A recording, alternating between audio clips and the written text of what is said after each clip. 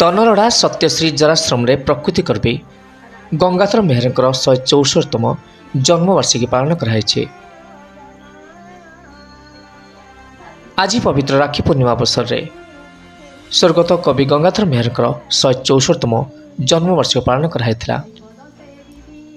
उक्त उत्सव में मुख्य अतिथि भाव श्रीयुक्त सुधाकर मिश्र 8म बाटालियन कमांडेंट, सम्मानित अतिथि भाव दीपक कुमार मिश्र, एसडीपीओ भंजनगर संतोष कुमार जेना, एसडीपीओ आस्का एवं गौरीशंकर शतपथी, अवसरप्राप्त सूचना एवं लोकसंपर्क अधिकारी भंजनगर, मुख्य वक्ता भाव शिक्षयित्री रेणुप्रभा दास, नुआगाँ उच्च प्राथमिक विद्यालय वक्ता भाव कल्पना षंढ, अध्यापिका भंजनगर कॉलेज उपस्थित रही मेहर साहित्य विषय में पुंखानुपुंख आलोचना करते।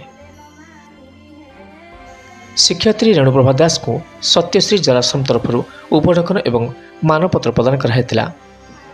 अनुष्ठान मुख्य रवींद्र कुमार पात्र सभाकार्य परिचालना एवं संयोजना करथिला बेले जराश्रम कर्मकर्ता माने सहयोग करथिले। भंजनगर मागुणी मिश्र रिपोर्ट, स्टार ओडिशा।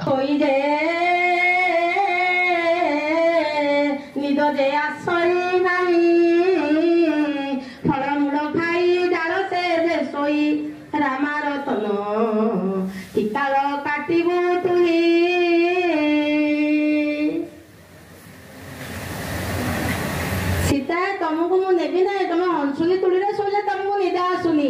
यही रामायण को लक्ष्य करके तपस्वी लिखिं सकिते कहली नाथ तुम्हें गले मन एटा तपस्वी सब जाक रामायण को वाल्मीकि रामायण को लक्ष्य करके सी तपस्वी लिखिं।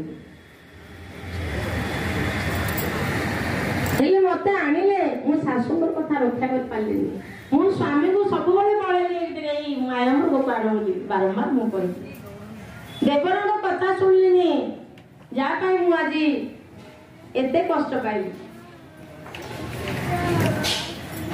हनुमान भेट होता से हनु जाकि कहले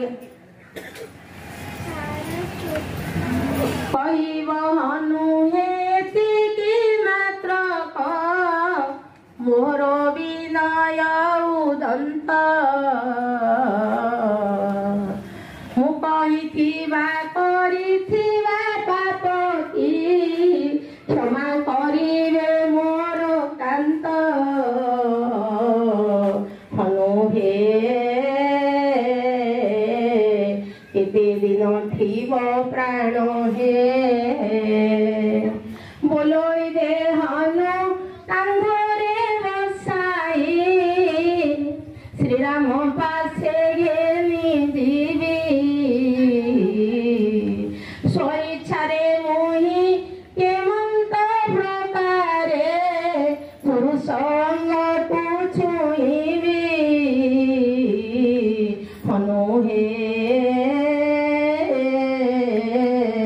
चोराई रावण